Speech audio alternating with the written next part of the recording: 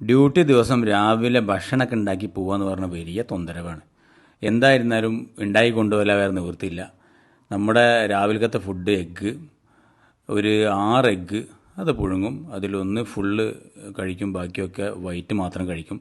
അതിൻ്റെ കൂടെ ഓട്സ് വളരെ സിമ്പിളാണ്. കുറച്ച് ചൂടുവെള്ളത്തിൽ കുറച്ച് ഉപ്പിട്ട് അങ്ങനെ അത് ഇളക്കിയിട്ട് അത് വേവിക്കുക. അല്ലാതെ പാലും പഞ്ചസാരയും ഇതൊക്കെ ഇട്ടിട്ട് കഴിക്കുകയാണെങ്കിൽ പിന്നെ അതിൻ്റെ ലെവൽ മാറിപ്പോവും.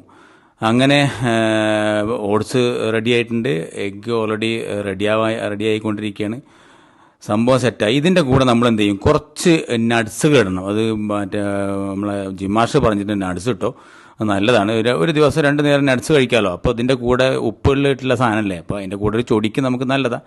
ഇപ്പോൾ എഗ്ഗ് എനിക്ക് എപ്പോഴും പ്രശ്നം എന്ന് വെച്ചാൽ എഗ്ഗ് പൊളിക്കാൻ വലിയ പ്രശ്നമാണ്.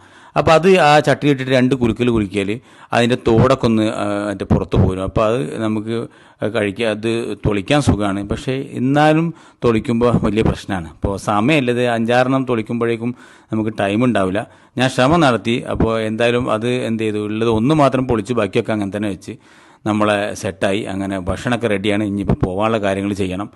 അപ്പോൾ ഡ്രസ്സൊക്കെ ചേഞ്ച് ചെയ്ത്, കാരണം കുറഞ്ഞ സമയത്തിനുള്ളിൽ വേണം ഇതൊക്കെ ചെയ്ത് തീർക്കാൻ. രാത്രി വൈകി ഉറങ്ങണമല്ലേ.